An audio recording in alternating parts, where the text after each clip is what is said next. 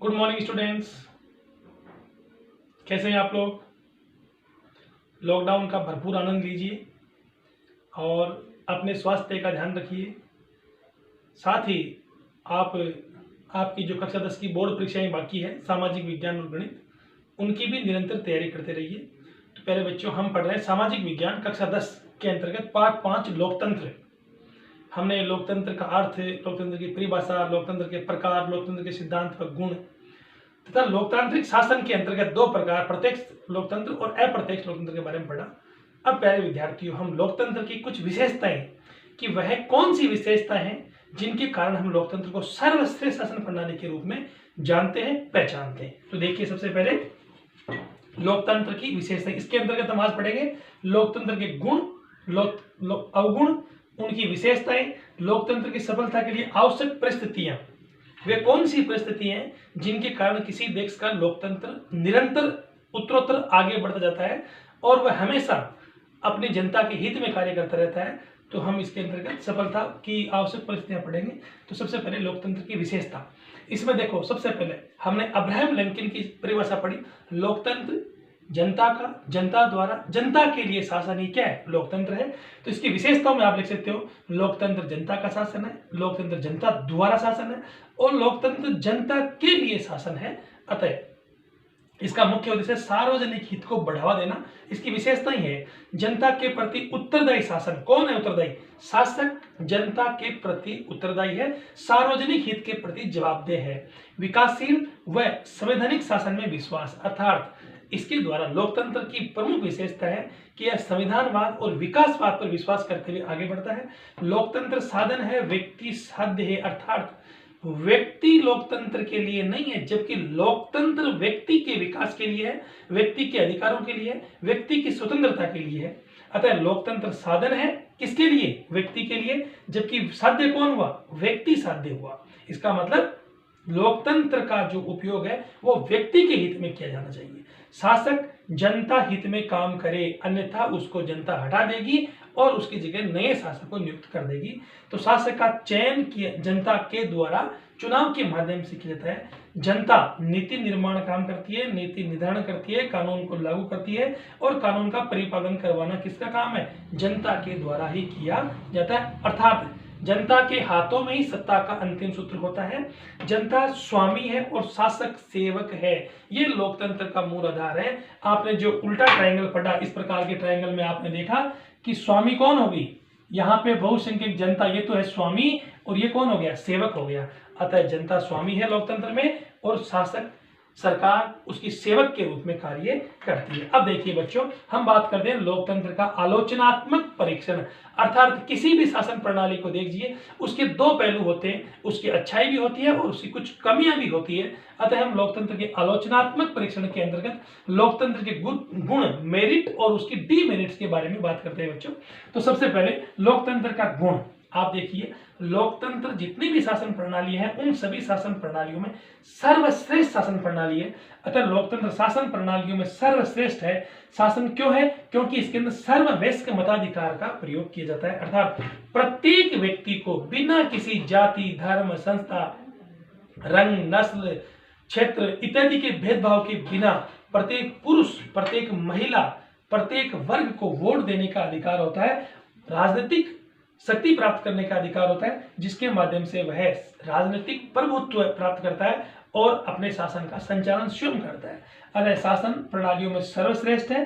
शासन प्रणाली सर्वश्रेष्ठ है क्योंकि सर्ववयस्क मताधिकार का प्रयोग इसमें किया जाता है। लोगों को उदार बनाता है, अर्थात लोगों में जो एक उदार भाव है, अर्थात व्यक्ति को महत्व दिया जाता है, व्यक्ति की गरिमा को महत्व देता है और व्यक्ति के अधिकारों का सम्मान किया जाता है, व्यक्ति की स्वतंत्रता का सम्मान किया जाता है, राष्ट्रीय एकता में विश्वास करता है, सहिष्णुता का विकास करता है। इसके द्वारा आपसी भाईचारा बढ़ता है।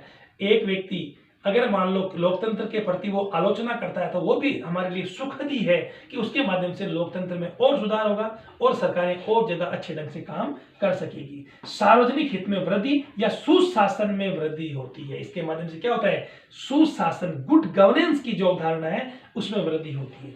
कार्यकुशल शासन है, लोकतंत्र में कार्यकुशलता की संभावना भी बढ़ जाती है, क्योंकि जनता के चुने हुए जो प्रतिनिधि है उन पर लगातार जनता निगरानी रखती है और हमेशा उस निगरानी के कारण वो सार्वजनिक हित में निर्णय ले पाते हैं और शासन को गुड गवर्नेंस के रूप में, सुशासन के रूप में अच्छी तरह उसका संचालन करते हैं।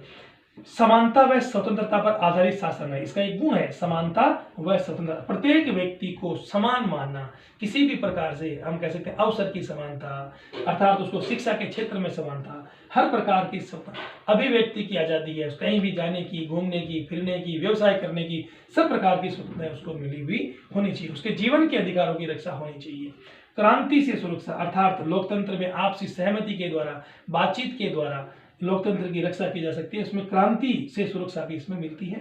स्वतंत्रता व निष्पक्ष न्यायपालिका, स्वतंत्र व निष्पक्ष व सर्वोच्च न्यायपालिका। अगर किसी व्यक्ति की, भारतीय किसी भी नागरिक की अगर स्वतंत्रता और अधिकारों का हनन होता है, कार्यपालिका और विधायिका सही ढंग से काम नहीं कर पाती है, तो न्यायपालिका उस पर अंकुश रखती है और उसके अधिकारों का बचाव करती है और अधिकारों की रक्षा करने के लिए न्यायपालिका संविधान के माध्यम से उसको अधिकार वापस दिलवाती है। स्वतंत्र व निष्पक्ष चुनाव प्रणाली, अर्थात चुनाव के माध्यम से सरकार का निर्माण किया जाता है, लेकिन वो चुनाव कैसे होने चाहिए? चुनाव आयोग और चुनाव प्रणाली स्वतंत्र व निष्पक्ष होनी चाहिए, जिससे प्रत्येक व्यक्ति अपने जो चुनाव के अधिकार है, राजनीतिक अधिकार है, वोट देने का अधिकार है, उसको प्रयोग में कर सके। व्यक्ति की रचनात्मकता में बढ़ती, अर्थात कोई भी व्यक्ति अपने जो विचार है, अभिव्यक्ति है, कला है, साहित्य है, विज्ञान है, अन्य क्षेत्रों में अपना संपूर्ण विकास कर सकता है। देशभक्ति की भावना का विकास होता है, ये गुण है इसका, देशभक्ति की भावना का विकास होता है लोग, क्योंकि हर व्यक्ति अपने राष्ट्र के प्रति भाव रखता है और उसके कारण वह दुनिया में अच्छी तरह से एक राष्ट्रभक्त के रूप में पहचाना जाता है। जैसे जापान के लोग हैं, भारत के लोग हैं, इस प्रकार से हम देख सकते हैं। विश्व शांति व बंधुत्व में विश्वास, अर्थात अंतरराष्ट्रीय सद्भाव की भावना इसके द्वारा विकसित होती है। नैतिक शिक्षा का विकास होता है, मॉरल एजुकेशन हमें प्राप्त होती है। संविधानवाद अर्थात सीमित व सहमति का शासन इसके द्वारा निर्मित होता है। शक्तिशाली शासन व्यवस्था स्थापित होती है लोकतंत्र के द्वारा। नागरिक स्वतंत्रताओं में वृद्धि होती है, अर्थात प्रत्येक व्यक्ति की जो नागरिक स्वतंत्रता है उनमें वृद्धि होती है। तो यह है लोकतंत्र के गुण। आप इस प्रकार से इनको अच्छी तरह से ध्यान रखेंगे और एक एक बिंदुओं को देखते हुए इनके अंतर्गत आप, अगर आपसे पूछ जाए कि लोकतंत्र का आलोचनात्मक परीक्षण कीजिए, तो आपके लोकतंत्र को उसमें गुण और अवगुण दोनों को उसमें लिखना है और साथ में लोकतंत्र की विशेषताओं का वर्णन करते जाना है। अब है लोकतंत्र के अवगुण, अर्थात लोकतंत्र में ऐसी क्या कमी है जिसके कारण इसके अलग अलग जो विचारक है इसकी कमियों की ओर भी उजागर करते हैं। अतः अयोग्यता में को बढ़ावा, अर्थात लोकतंत्र में प्रत्येक व्यक्ति को राजनीतिक अधिकार प्राप्त है, वह व्यक्ति चुनाव में खड़ा हो सकता है और राजनीतिक पद प्रतिष्ठा प्राप्त कर सकता है। तो ऐसी स्थिति में वहां पर अगर कोई व्यक्ति, अनपढ़ व्यक्ति, अंगूठा टेक व्यक्ति भी अगर संसद में चला गया, विधानसभा में चला गया, अगर वो नीति निर्माण करेगा, उनका अगर पालन सही ढंग से नहीं करेगा तो सार्वजनिक हित की हानि होगी। इसका मतलब अयोग्यता को बढ़ावा मिलता है। निर्णयों में देरी होती है, संसदीय प्रणाली में निर्णय प्रक्रिया काफी लंबी होती है, अतः निर्णयों में देरी भी इसका एक अवगुण है। सार्वजनिक धन व समय की बर्बादी होती है, इसका एक प्रमुख ये भी लक्षण अवगुण है। उदासीन मतदान व्यवहार, आप देखिए कि लोकतंत्र के अंतर्गत जो मतदान करने वाले जो लोग हैं वो उनकी जो संख्या है वो मात्र 50 से 55-60% की जनसंख्या है, वही चुनाव में अपना जो मतदाता अपने मतदान का उपयोग करते हैं। बाकी जनता क्या रहती है? उदासीन रहती है। बाकी मतदाता उदासीन रहते हैं, उन्हें अपनी शासन प्रणाली से कोई मतलब ही नहीं है कि चुनाव क्यों हो रहे हैं, कैसी सरकार बनेगी, हमारे लिए क्या करेगी, इसका क्या महत्व है, कोई मतलब नहीं है, उनको उदासीन रहते हैं वो। बुद्धिजीवियों की जो उदासीनता वो भी इसके लिए हानिकारक हो सकती है। संकट काल में कमजोर, निर्णय लेने में देरी, क्योंकि संकट काल के समय निर्णय ले जाएगा तो मंत्रिमंडल की बैठकें होगी और उनके माध्यम से सरकार निर्णय लेगी, तो ऐसी स्थिति में भी ये थोड़ा सा इसका अवगुण ही माना जाएगा। राजनीतिक दलों का दलदल, अर्थात लोकतंत्र के अंतर्गत राजनीतिक दलों, एक से अधिक दल होते हैं और वह प्रतिस्पर्धा करते हैं सत्ता प्राप्त करने के लिए, लेकिन वो साम दाम दंड भेद, धनबल, बाहुबल और भ्रष्टाचार के माध्यम से, राजनीतिक अपराधीकरण के माध्यम से चुनाव में धांधली करते हैं, सत्ता प्राप्त करते हैं और उसके माध्यम से लोकतंत्र की अवहेलना होती है, लोकतंत्र का नुकसान होता है। तो यहाँ पर राजनीतिक दलों का दलदल भी इसमें एक सहायक अवगुण की भूमिका निभाता है। बुद्धिजीवी वर्ग उदासीन होता है, बुद्धिजीवी वर्ग इसमें बिल्कुल ध्यान नहीं देता। वह सरकार की अच्छी और बुरी जो भी चीज़ें हैं उनके लिए कभी आलोचना नहीं करता। अगर करता है कभी कभार तो विशेष परिस्थितियों में करता है। इसका मतलब बुद्धिजीवी वर्ग अगर लगातार सचेत रहे, सरकार को जागृत करता रहे, तो ऐसी स्थिति में सरकार भी अच्छा काम कर पाएगी।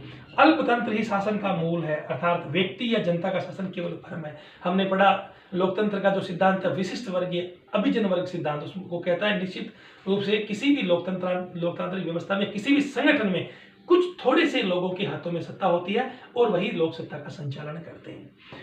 क्रोनो कैपिटलिज्म अर्थात लोकतंत्र के अंतर्गत चुनावों के दौरान बड़े बड़े पूंजीपति, बड़े बड़े व्यवसायी, औद्योगिक घराने के लोग हैं, वो चुनाव में राजनीतिक दलों को चंदा देते हैं, बहुत बड़ा भारी चंदा देते हैं, और जब वह पार्टी सत्ता में जीतकर आ जाती है तो जीतने के बाद राजनीतिक दलों के द्वारा, उस सत्ता में बैठी पार्टी के द्वारा उन बड़े बड़े उद्योगपतियों, पूंजीपतियों के हित में निर्णय किए जाते हैं और उनको लाभ पहुंचा जाता है। तो ऐसी स्थिति भी लोकतंत्र के लिए हानिकारक होती है।